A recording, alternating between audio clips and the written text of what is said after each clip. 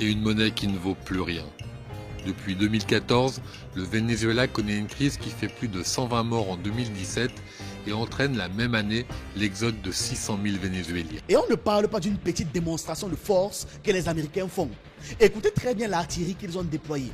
8 navires de guerre, un sous-marin nucléaire, 3 destroyers, un escadron amphibie, 4500 marins et 22 000 marines. 22 000, rien que ça. D'après NBC et Democracy Now!, les États-Unis envisageraient même d'envoyer les drones directement à l'intérieur du Venezuela. À ce niveau, là, on ne parle plus de pression diplomatique, mais de menaces explosives. En face, de l'autre côté, Caracas ne compte pas se laisser faire. Maduro a appelé le peuple à se tenir prêt, pendant que des milliers de civils sont en train de rejoindre la milice bolivarienne pour des entraînements un peu de partout dans le pays. L'armée, équipée de systèmes russes comme les Antey 2500, multiplie les manœuvres militaires. Bref, on est passé du discours à l'échauffement avant le combat. En tout cas, ce n'est pas nouveau. C'est un vieux film qu'on nous rejoue. Depuis plus de 20 ans, les tensions s'accumulaient. Tout a particulièrement basculé en 2002, quand Washington a soutenu un coup d'État contre Hugo Chavez. On parle d'un coup d'État qui a duré moins d'un week-end de vacances. En 48 heures, le peuple et une partie de l'armée ont remis Chavez au pouvoir. Oui, il n'avait pas le temps à perdre avec les bêtises américaines. En 2002, Hugo Chavez est victime d'un coup d'État militaire.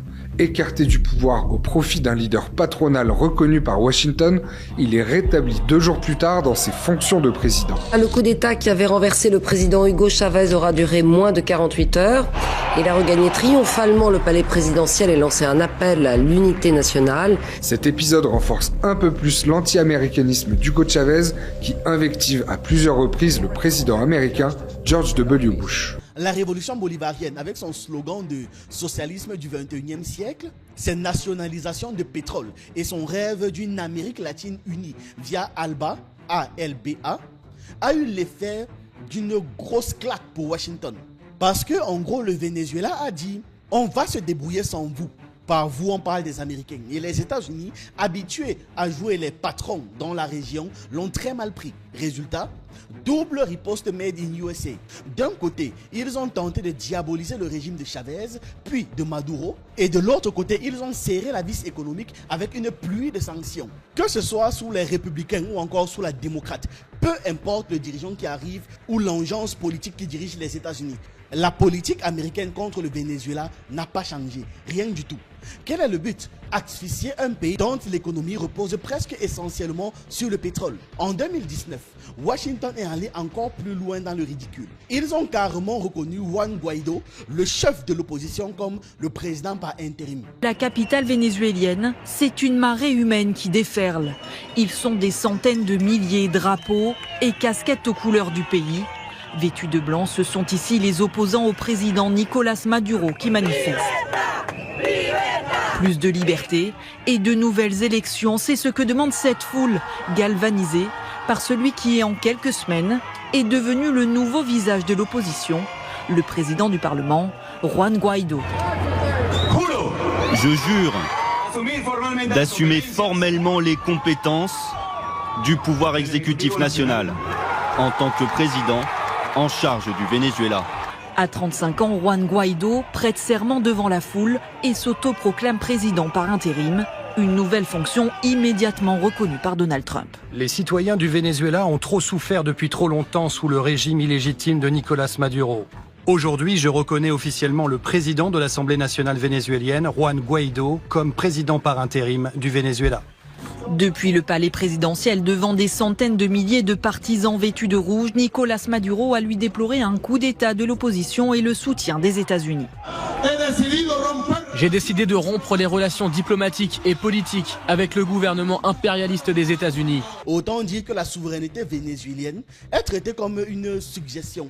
Voilà, vraiment, suggérez-le si vous voulez, mais nous on décide. Et comme si ça ne suffisait pas, Donald Trump a sorti la carte du Far West. Une prime de 50 millions de dollars pour la capture ou alors l'assassinat de Maduro, le président actuel, oui. On parle d'un président qui met la tête d'un autre président à prix et puis tout le monde se tait. La tête de Nicolas Maduro est mise à prix. Les États-Unis promettent 50 millions de dollars de primes pour l'arrestation du président vénézuélien. Today, the Department of Justice and State Department are announcing a historic $50 million reward for information leading to the arrest of Nicolas Maduro. Du jamais vu. À titre de comparaison, la prime pour Oussama Ben Laden, leader d'Al-Qaïda, était moitié moins élevée. Le ministre des Affaires étrangères du Venezuela a tout de suite réagi dans un communiqué et qualifié cette décision de pathétique. On n'a plus besoin de diplomatie, plus besoin d'ONU et j'en passe. Quand on a affiché Wanted sur une affiche, tout simplement. Il y a un mythe de la guerre à la drogue qui est entretenu. Officiellement, tout ça s'inscrit dans une grande croisade américaine contre le narcotrafic. En pratique, c'est surtout une vieille rengaine pour pouvoir justifier une intervention militaire. Les médias européens fidèles au script ont tout simplement repris le discours sans trop vérifier. Mais quand on regarde les chiffres de plus près, tout ça se démonte en 2 secondes. Les rois de la cocaïne, ce sont toujours la Colombie, le Pérou, la Bolivie et l'Équateur. Le Venezuela, selon l'ONU, la même instance occidentale, ne produit presque rien. Pire, Caracas a même envoyé les troupes à la frontière pour pouvoir justement empêcher la drogue d'entrer depuis la Colombie. Quant au fameux cartel des soleils que Trump et ses amis accusent Maduro de diriger, il relève plus d'un film d'action que de la réalité.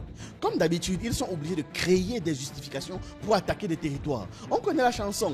La lutte anti-drogue sert parfois, et sert dans ce cas-ci, de paravent, donc de justification, à d'autres plans plus stratégiques. Souvenez-vous au Panama en 1989, les États-Unis avaient envahi le pays pour renverser Noriega, un ancien de la CIA, sous prétexte de lutter contre la même drogue. Manuel Noriega est né dans la misère à Panama City. Il perd sa mère très jeune et son père alcoolique l'abandonne. Pour s'en sortir, il choisit la carrière militaire. Il est formé dans une académie au Pérou, dont la CIA se sert comme vivier de recrutement. C'est là que son destin bascule. Il complète ensuite sa formation d'espion aux États-Unis. De retour au Panama, il réussit à gagner la confiance du général Omar Torrijos, qui prend le pouvoir par un coup d'État en 1968. À la tête du service de renseignement qui sème la terreur parmi les opposants, puis à la tête de l'armée, il exerce de facto le pouvoir, sans avoir le titre de chef de l'État. À la fin des années 70, il est l'homme le plus craint du pays. Aidant les États-Unis à combattre les régimes communistes à Cuba et au Nicaragua, il les soutient en sous-main, tout en participant activement au commerce de la drogue. Mais à la fin des années 80, Washington le lâche. Les menaces imprudentes du général Noriega contre les Américains au Panama ont créé un danger immédiat pour les 35 000 citoyens américains sur place. C'est pourquoi j'ai chargé nos forces armées de protéger la vie des citoyens américains au Panama et de traduire le général Noriega en justice aux États-Unis. Les États-Unis finissent par envahir le Panama et arrêter leur ancien agent. En vrai, comme je disais, on le sait tous. C'était surtout une opération de nettoyage politique. Pétrole, géopolitique et multipolarité. On a les mots-clés. Derrière la façade du combat contre le trafic, il y a des enjeux que tout le monde connaît. Le pétrole. Le Venezuela, c'est le jackpot mondial. Près de 300 milliards de barils trouvés. Mince. 300 milliards, c'est la plus grande réserve de pétrole au monde. Quand Chavez a décidé de nationaliser le secteur et de redistribuer les revenus du pétrole vers les programmes sociaux de son pays, il a coupé le robinet de l'argent facile pour les multinationales américaines. Et ça, c'est un crime impardonnable pour Washington. Oser sortir du jeu sans permission, sans leur permission explicite, non mais c'est très grave. Le 6 décembre 1998, Hugo Chavez est élu président de la République du Venezuela. Socialiste et ancien militaire, Chavez établit un régime d'inspiration socialiste qu'il désigne sous le nom de Révolution bolivarienne. Pour redistribuer les richesses, il met en place un ensemble de réformes comme la nationalisation de l'industrie pétrolière. Le Venezuela est tout simplement le pays qui dispose des réserves de pétrole les plus importantes au monde, devant l'Arabie Saoudite et les pays du Proche-Orient. C'est pas le pays qui est le plus gros producteur, très très loin de là, mais c'est le pays qui dispose de plus de réserves disponibles. Chavez rompt avec le partenaire historique du Venezuela, les États-Unis, dont les compagnies exploitent les richesses pétrolières depuis le début du XXe siècle. Los que insurgimos contra el imperialismo norteamericano, los que clamamos por la libertad plena del mundo, por la igualdad de los pueblos, por el respeto respeto a la soberanía de las naciones. Alors tout au long du XXe siècle, le Venezuela était dans l'orbite, disons, des États-Unis. Toute l'industrie pétrolière vénézuélienne a été construite par les majors du pétrole américain et tout le pétrole quasiment vénézuélien au XXe siècle partait directement dans les tuyaux jusqu'aux États-Unis. Il y a un analyste, Ben Norton, qui partage une explication qu'il a trouvée intéressante. La révolution bolivarienne n'était pas juste un délire socialiste romantique. C'était une menace directe pour le portefeuille américain. Je suis totalement d'accord avec. En gros, le Venezuela osait dire notre pétrole, nos règles. Et ça, pour Washington, c'est comme enlever ou alors refuser la nourriture à un gremlin. Ça les rend fous. Mais l'affaire ne s'arrête pas à l'or noir. En s'alliant avec la Russie, la Chine et l'Iran, le Venezuela est devenu le Clubhouse. Un club de la multipolarité en Amérique latine. Près de 90% de son pétrole part aujourd'hui vers la Chine, qui a en plus prêté plus de 60 milliards de dollars à Caracas et, en bonus, rénove les infrastructures pétrolières du pays. Pendant ce temps, on a la Russie qui livre des avions de chasse, des missiles et donne quelques conseils militaires pratiques contre les États-Unis. C'est peu nombreux, mais symboliquement, ça envoie un message clair. Le terrain de jeu n'est plus réservé à l'oncle Sam. Et c'est précisément pour ça que Washington a le Venezuela dans son viseur. Le problème n'est pas juste Maduro, c'est ce qu'il représente. Un coin du monde où Moscou et Pékin osent poser leurs valises, alors que les États-Unis considèrent cet endroit toujours comme étant leur jardin privé. La fameuse doctrine Monroe, que Pompeo ou alors Bolton avaient déjà déterrée à l'époque de Trump. Cette doctrine est aujourd'hui reprise par Marco Rubio, une version idéologique moins subtile. Et maintenant, il faut qu'on soit quand même précis sur un certain nombre d'éléments. L'armée vénézuélienne n'a pas les moyens de tenir directement à une guerre face aux États-Unis. Mais ce n'est pas non plus un punching ball sans défense. Les chasseurs Su-30, les systèmes anti-aériens et les chars russes vont quand même faire réfléchir les généraux américains avant d'appuyer sur le bouton ou de donner un quelconque ordre. Et surtout, la vraie carte de Maduro, ce sont les milices civiles. On parle de groupes de gens préparés à une guerre asymétrique du genre vous frappez et tout le pays s'enflamme d'un coup. Je ne parle pas d'un remake de l'Irak. Pire, je parle d'une guérilla tropicale interminable. C'est là que le risque devient explosif. Une attaque américaine, même limitée, pourrait mettre le feu à toute la région et réveiller les intérêts russes et chinois déjà présents. En clair, bienvenue dans le scénario cauchemar d'une guerre par procuration made in Afrique du Sud. Et derrière les missiles et les discours, la question de fond reste simple. Le Venezuela a-t-il le droit de décider pour son avenir tranquillement? Parce qu'honnêtement, le pays ne menace personne. Mais Washington, fidèle à sa vieille habitude de sauver la démocratie, qui est en réalité attaquer les peuples pour leurs intérêts, à cause de sanctions, à cause d'ingérence, persiste à traiter le Venezuela comme un pays à abattre. Le refrain de la guerre à la drogue sonne creux quand on regarde le passif américain dans toute la région et à travers le monde. Intervention au Nicaragua, en Haïti, coup d'État au Guatemala et au Chili. Depuis 2 siècles, c'est la même chanson. Juste de nouvelles paroles, mais c'est la même chanson. Le Venezuela, aujourd'hui, n'est pas une exception. C'est juste la suite de la saga américaine, de la saga impériale, version 2025.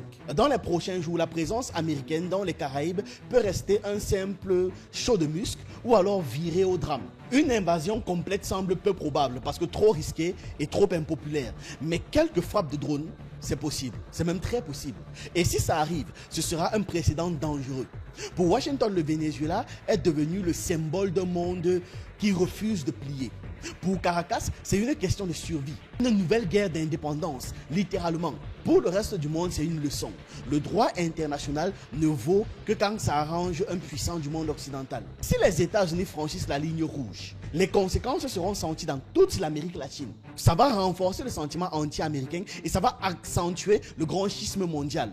D'un côté, ceux qui veulent garder le monde sous contrôle, le bloc occidental, et de l'autre côté, ceux qui veulent enfin pouvoir respirer. En résumé, le Venezuela rejoue un vieux rêve de Simon Bolivar. Un peuple debout face aux empires. Sauf qu'au XXIe siècle, les sabres sont remplacés par les drones et les batailles se gagnent aussi sur les écrans. Voilà, c'est ce que j'avais à partager avec vous dans cette vidéo. Dites-moi ce que vous en pensez en commentaire. J'attends vos avis, vos analyses et on se retrouve une prochaine fois.